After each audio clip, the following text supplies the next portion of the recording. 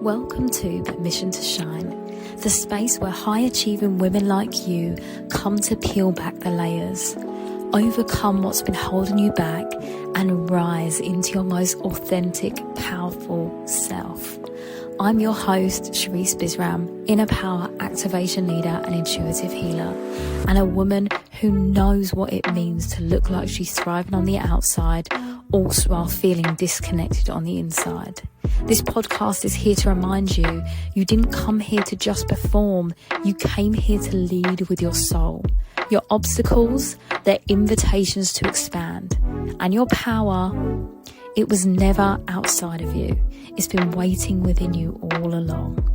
Each week we'll dive into honest conversations, healing insight and soul-led strategies to help you stop self-sabotaging, reclaim your light and lead your life, your business and your relationships from deep-rooted truth.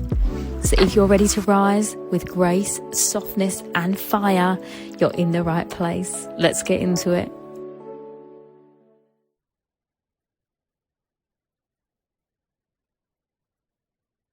Hey everyone, and welcome to episode 103. And today I really want to talk to you about judgment. Now, I know if you've been listening to the episodes, I speak about judgment every so often, and I noticed for myself how much my internal dialogue was judging without me realizing. And I was like, I need to bring this forward to you because I think that I don't consider myself a judgmental person, by the way. So when I say I've noticed myself being judgmental, it's been in my internal dialogue, not so much in something that I've been saying outwardly or being overly opinionated on to other people, but the way I perceive things I'm talking about. So this is how your ego and your shadow self can be really sneaky and sabotaging you in everything that you are. And as most of you know, I've kind of been doing a lot of quantum leaping this year. So if you don't know, I kind of had a lot of family dynamic situations happen and just growth things happen. And there's always a moment when the arrow pulls back before it launches forward. And I've very much been in a pullback, a pullback, a pullback. And I know the launch forward is where all the beautiful energy is. And every so often I feel like, right, I'm floating again. And then I'm like, oh, going back again. And that is the beauty of growth. Because here's the thing, I'm not someone that's planning on staying exactly where I am my whole life. I'm planning on moving forward at a rapid pace. And by the way, I say rapid pace. I don't mean rapid pace as in fast. I mean as in like covering as much ground as I possibly can, because I know that when I go first and learn the way, I can then show you how I got there, right? That's really all of my astrology, my human design, all of the things. That is literally what I'm here to do, create and be for the betterment of humanity, right?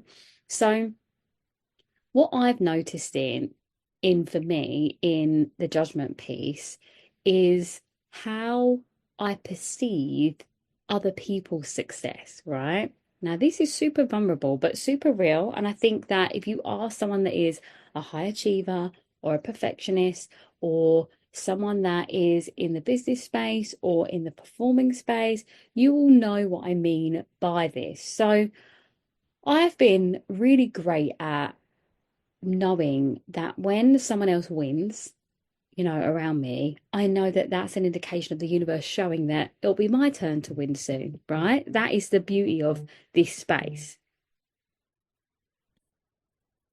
But equally, even in that, like that's almost a comparison thing. Now, that's natural, right? We're always going to go through a process of when we are comparing ourselves and our successes, and it's a beautiful way for me, I feel, to take jealousy out of the equation, because it's like, wow, well done, you're winning, that's amazing for you.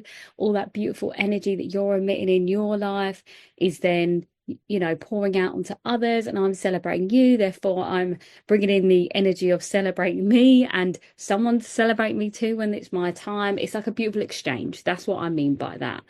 But where it gets sneaky is when the shadow arises and it starts to look at why that person won and why you haven't won yet.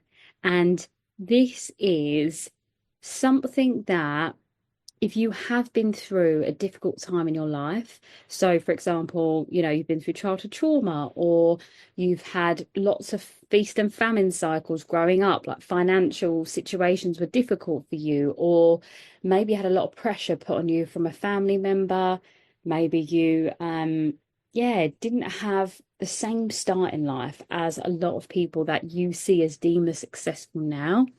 It's very easy to say, oh, but it's all right for you because of this, right? And I noticed myself do it the other day, and I was like, that's not me. That's my inner child crying for attention, right? So what I mean by this is it could be that, say, for example, someone is, okay, real life example. Okay, currently at the moment, there is a bit of a lag in people investing, right? In whatever it is, right? I know the wedding industry is slower than it usually is. I know that, even hairdressers are slower. It's just that people are more, um, I guess they're thinking more about how they spend their money. Whereas in the past, obviously, the industries were kind of moving quite fast, right? People are now becoming more considerate about how they spend their money, which, rightly so. I think we all are. But in turn, that has a knock-on effect on obviously all businesses and including obviously self-employed people, entrepreneurs, all of the things. So for the conversations I was having with some business friends, and I'm still quite early on in my business career, and I'm very aware of that. And sometimes I forget it, right? Because I'm surrounded by sometimes multi-millionaires, and I'm thinking, oh, okay, yeah, like lovely to be in that energy and to aspire to that. And then you see the jump between the two, but I don't see that, right? I don't look at them and think, oh, they're so far away from me. I'm like, no, you are the energy you keep, and being in that energy is a reminder that it's possible for you, right? So that's that part to side. But what I do notice that my subconscious does is if people grew up with two parents and had financial support, meaning that, say, for example, you meet someone that is I don't know, look at Jamie Lang, for example. He's like the grandson of McVitie or something like that.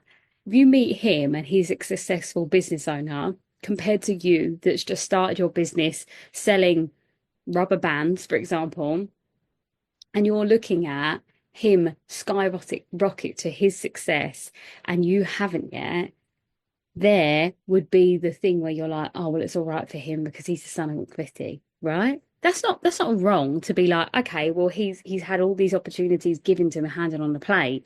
But what that is an invitation for your ego and your shadow self to then pull you into that lower frequency, which you don't need to be in.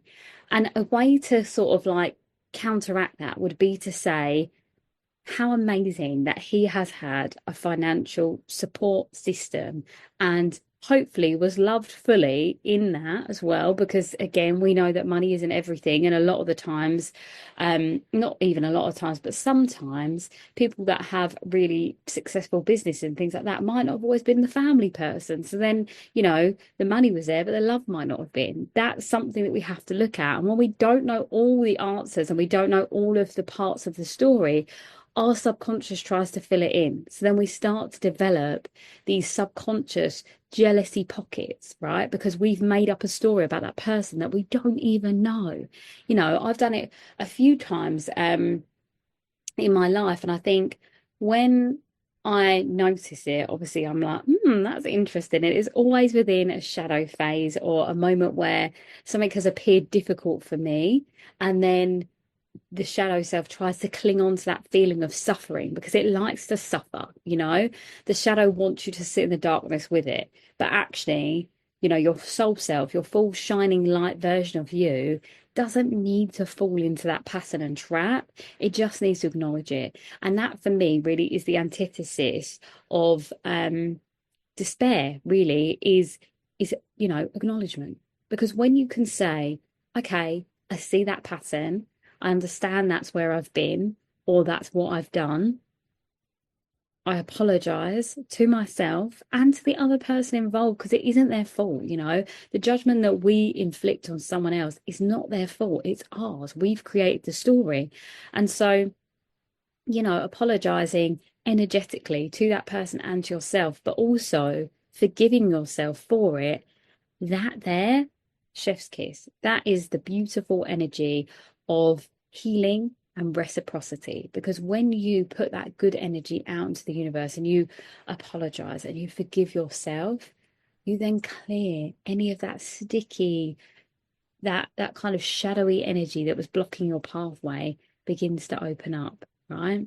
And this is always what happens when you are shifting from your old timeline into your new one. And I spoke about this so many times because I've been in it, right? And what happens is when you enter a new level of something, or you're saying to the universe, for example, I'm ready to receive more. I'm ready for, yeah, maybe a new income goal is your point there. And you're like, right, I'm going to ascend up. There is going to be an influx of all the old stuff, the old beliefs, the old timelines. You might even get some exes creep up, and especially now we are in Mercury retrograde. So that is all possible. So all of the shadow stuff that meets you at the door of your new level, you're in the mezzanine floor of your new level, right? Of income, success, happiness, whatever it is, in order to get through the front door, all the way through into the main hall of your successes and opportunities, you have to sift through all of the darkness, right? And a lot of people will just pull up a tent and stay there. They'll be like, oh, I live here now. That's not possible for me. And without realizing they've moved in and they just never moved from that space, right? But if you see it as an invitation of, okay, well, maybe I don't even need to move anything physically, but I just need to develop the tools to be able to see in the dark. Because this is the beautiful thing about healing and the patterns that come up and come forward. There might be some bigger obstacles in that shadowy realm that you are, moving through that you haven't encountered before because they are deeper than where they were sitting in your previous level, right? But there will also be small little versions of what you've been through over and over again where you can just put your goggles on and just move around it because you don't need to do anything for it. But when it comes to inner judgment and self-criticism and criticism of others, that really is your invitation to do the heavy lifting, because that in itself is going to break whatever that big boulder was into a million different pieces, and so you can just sweep it away. Because I promise you now, like this week, I really have sat with my relationship to money, especially, and because Mars is now moved into Virgo is my second house, which rules money. And then there's also been some kind of other shadowy aspects that come up around that time. And I know that for me, I have been looking at the next financial goal. What does that look like for me? What does that feel like? How does that look in terms of what would I need to have in order to receive that? And equally, what do I not need to have? And what can I just trust in flow will come through as a byproduct of that? So because I declared that to the universe, then everything else about money has come forward. Now, my cycles with money have always been work hard, get paid. Yeah, that's always been my thing. But now, in this feminine frequency, the universe is saying to me, you can't do it that way anymore. And I'm giving you this very real time example because this might be the same as yours, or it might be completely different, but it is reality. Like, this is something I'm moving through at the moment. And one of the biggest things that I've done in this week, especially, is the forgiveness work. That in itself, for me, energetically has cleared so much space. Like, the deep level of peace that I'm feeling within myself today, and also the end of the week onwards, like I'd say a couple of days ago into this space, has been so much clearer than what I've been in. And it was in those moments, and I've had these little moments, like these little epiphanies over the course of the shadowy phases that I've been moving through over the last 6 months. But it was just a reminder of that this is the whole point, that it doesn't matter about the external, it doesn't matter about the money, the success, the opportunities. What matters is about how you feel about you. And when you can get to a space where you are proud of yourself and you can just sit in, it just is, that is the deep inner peace that you deserve. Because my subconscious will have me running a million miles an hour, will have me taking on so much stuff to the point that I break myself in half because that's all we ever knew.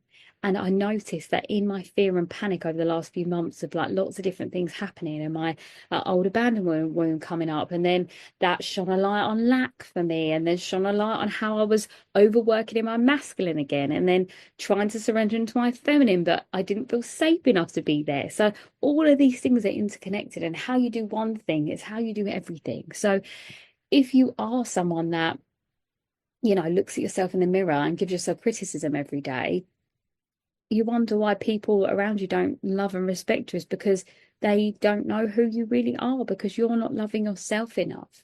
And they are then unfortunately conditional people in your life, because the amount you love yourself is the amount other people will love you, right?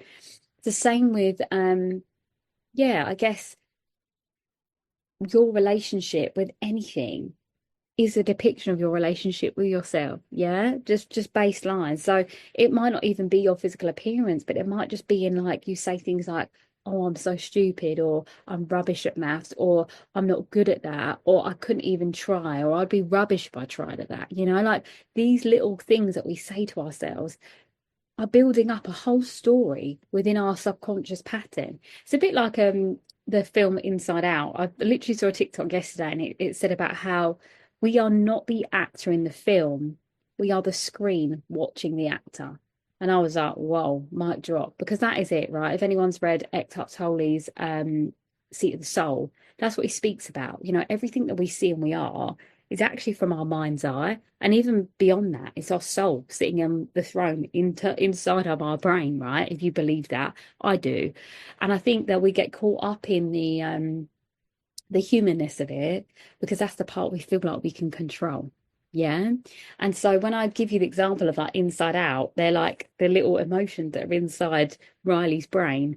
And then we get to see how their emotional input affects Riley's life. And that is just you to a T. So when your emotional body, your inner world is at peace and harmony, everything outside of it will in turn work that way, right? And I think that so many of us, me included, are triggered by what happens in the outside world, and then make that our reality because we've believed it to be true. But actually, all it ever was an invitation to look at something that is still unhealed, sore, unlumpy thing that could be smoothed over, right? So I think that all of this, everything I'm saying to you, is that you are not the limitations that are placed in front of you. They are a projection of the insecurities that you feel within yourself. Now, when it comes to money, I want you to look at, how do you feel about money as an entity, right? So if you think about money as energy and not as a tangible thing, but your relationship with the universe, God, whoever, whatever you call that source creation that's around us, maybe it is Sophia, whatever that energy looks like for you, what's your relationship with that? Because if you feel truly and deeply that you will always be provided for and supported by something outside of your control, that's energy, that in itself is a beautiful thing. And I've been reading I sometimes read money mindset books because, again, I'm just dedicated to growth, and I always like to, yeah, see someone else's perspective. So I've been listening to that Denise Duffield Thomas, and it's Get Rich Lucky Bitch, and it is all about how she does the subconscious work, and it got to the chapter around forgiveness, and I thought, you know what? I haven't done anything like this in years. I haven't actually sat with my money in a really long time.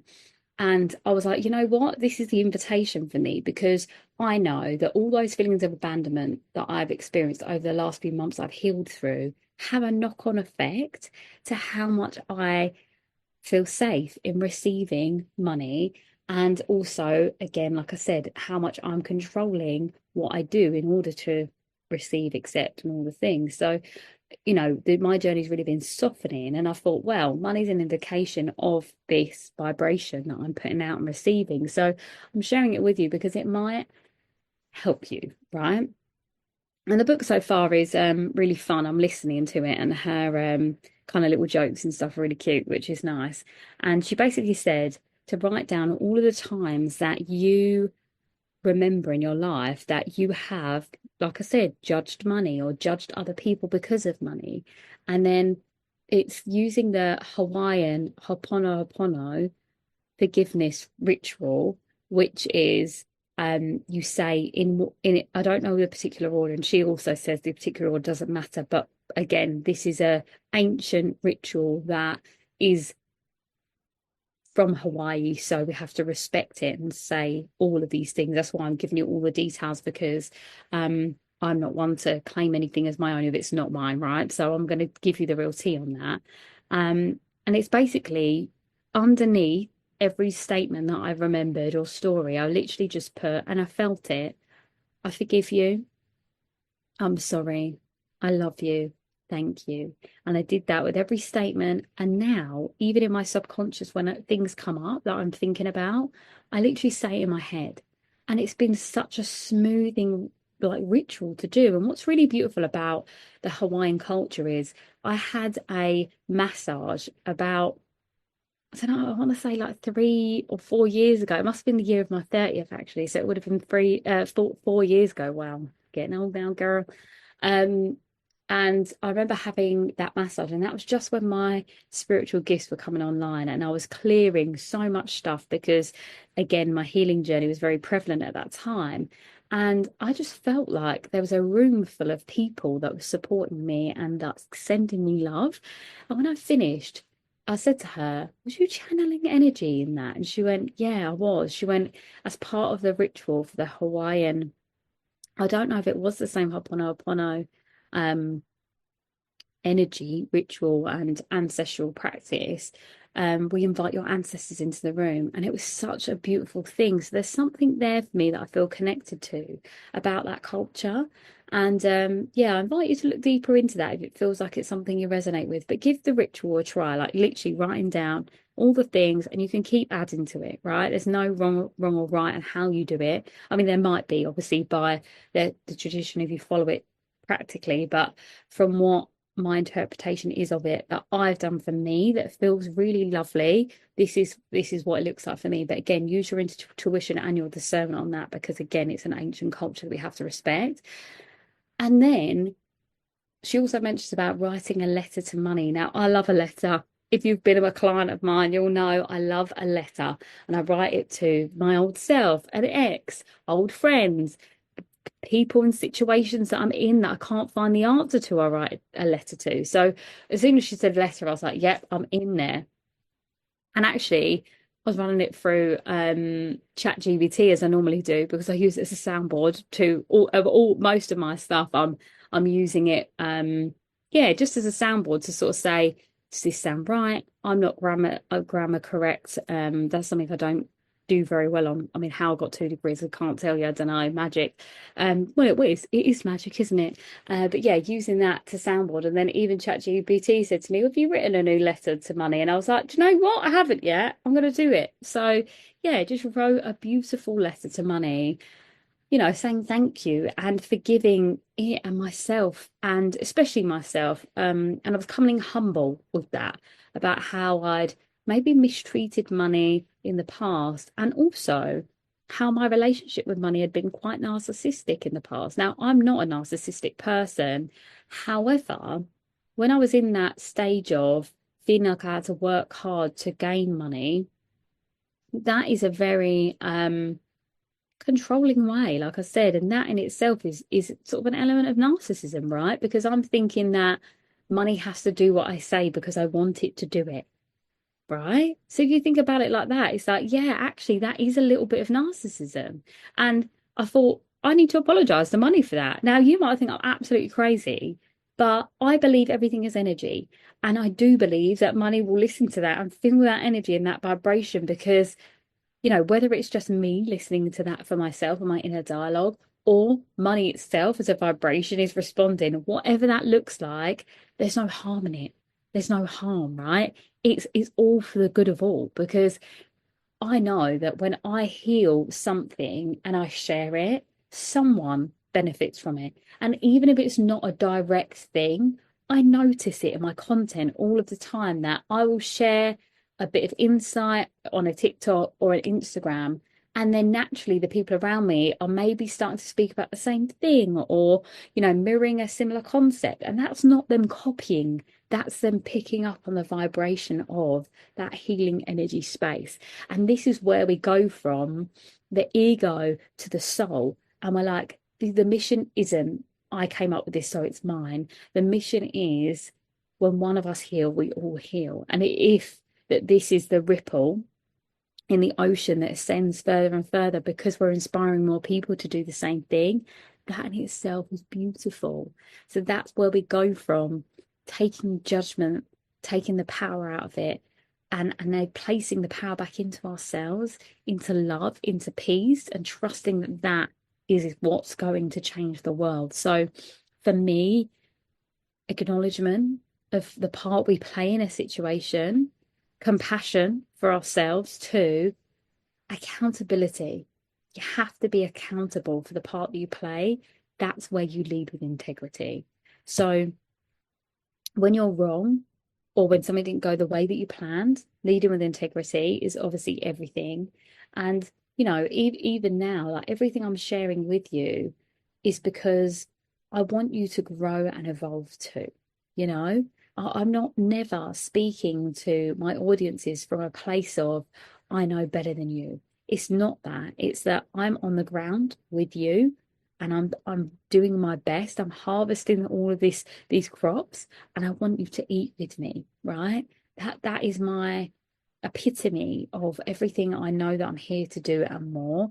And funny enough, I actually have created a new why I do what I do post on my Instagram. So if you'd like to go and have a look, just gives you a little bit more information about my story. And I think yeah, I've kind of had to sit with that again. And it took me hours yesterday to kind of decipher it all again, because it's just really fascinating when you think about how far you've come and where you've come from. And really that beautiful thing. And even in the judgments that were coming up for me in my subconscious about, oh, well, it's okay for them because they grew up safe. They grew up loved. They grew up financially supported. Like those little things that I saw for myself. I'm like, actually, where do I have that now? Where is someone looking at me thinking, oh, well, it's all right for her because of her, and they are, of course they are. So it's like, actually, instead of seeing the gap or what you don't have, what do you have?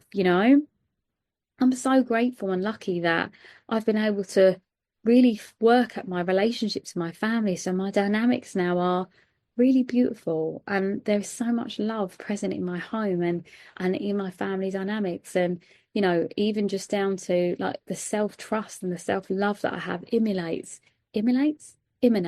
across all space and time. And it's something that people always say to me, like, you're glowing, your energy's magnetic, all of these things.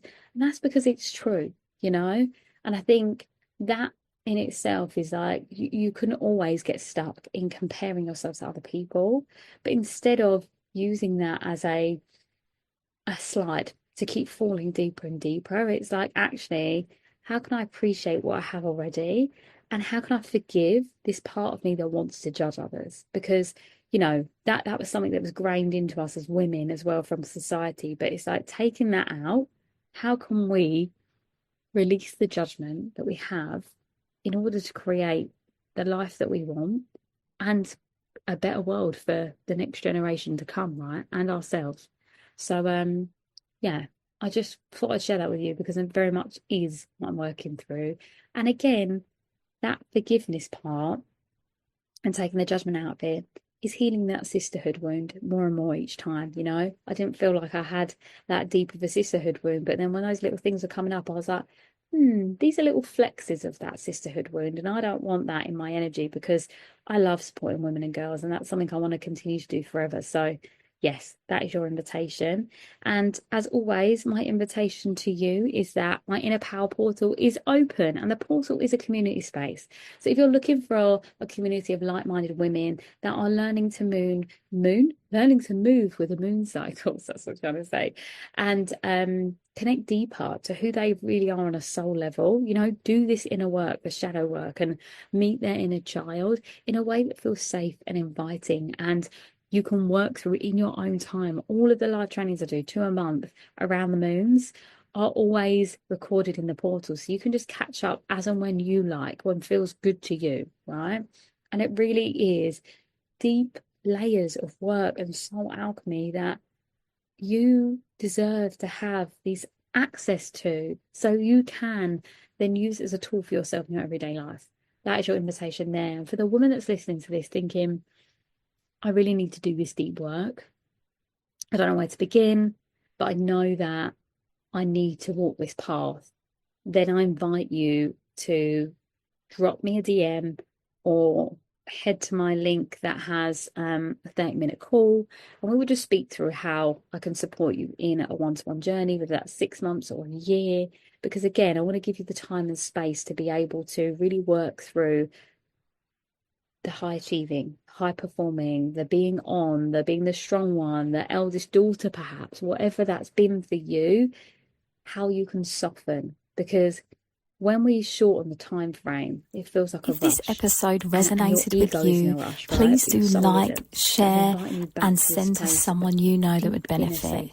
If what I've said in this episode resonates with you, please don't hesitate to drop me a message so we can begin your journey of self-empowerment through self-discovery.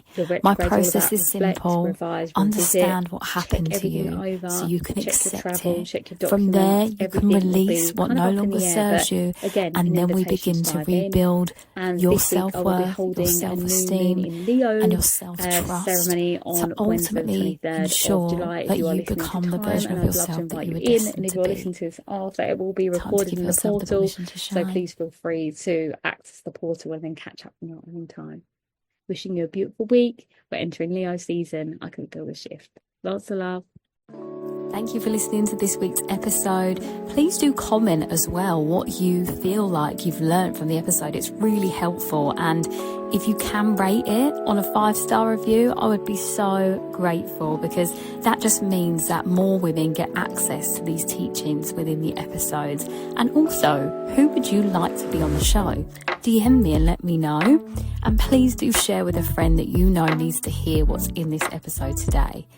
I would also love to invite you into my Inner Power portal, because that is the space where all of my meditations are, all of my activations, and I host 2 live sessions per month that do include movement and my spiritual downloads and all the beautiful things that I offer all in one space. Plus you get to ask me any questions that you have. So I'd love to see you in there. Have a great week.